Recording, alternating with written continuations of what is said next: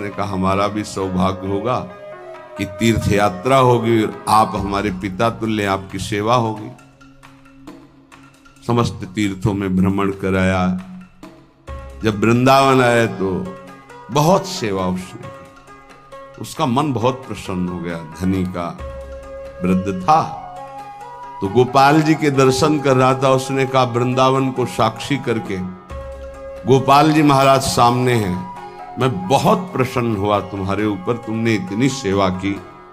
एक बेटी ब्याह योग्य है, मैं तुम्हें ब्याह करवा दूंगा अपनी बेटी से। उनका देखो हमने तो नहीं कहा, तुमने कहा है ना, इस बात को ध्यान रखना, वहां जाके भूल मत जाना। ऐसा ही हुआ। सारांश में वो जब गांव पहुंचा तो वृद्ध की हिम्मत नहीं हुई अपने धनी बेटों से कह दे कि बहन का ब्याह उस गरीब के साथ कर दो।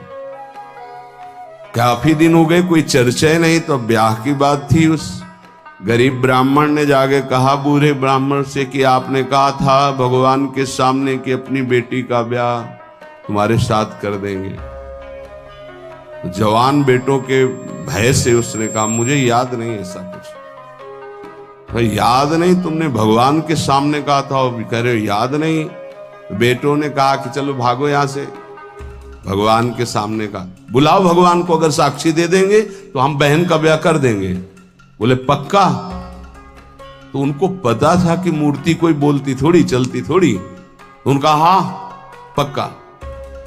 बोले पंचों के बीच में बोल दो, पहले गांव में पंचायत होती थी पिंड छुटाने के लिए कि अतरे दिन ये परेशान करेगा। तो उन्होंने कहा पंचों के सामने यदि ठाकुर जी आके गवाही दे दे तो ब्याह करवा देंगे।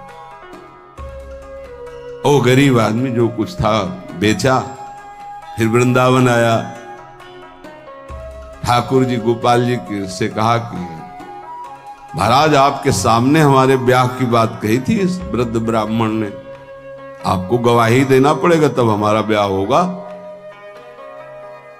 हाँ कौन सुने। समय हुआ, ठाकुर जी का शयन भोग लगा, पट बंद हो गए, वो बैठे ही रहे बाहर। वाह गोपाल जी महाराज, आप जब बोलोगे तभी हमारा ब्याह होगा और हम तभी यहां से जाएंगे जब आपको साक्षी दे। सब चले गए थे वो अकेले। उसको विश्वास था भगवान है। अंदर से आवाज आई मूर्ति कहीं चलती है क्या कि चलकर साक्षी दे? बोले महाराज मूर्ति बोलती थोड़ी है, आपने बोला ना तो आओ निकल के बाहर। अब उनके लिए कोई पर्दा है क्या?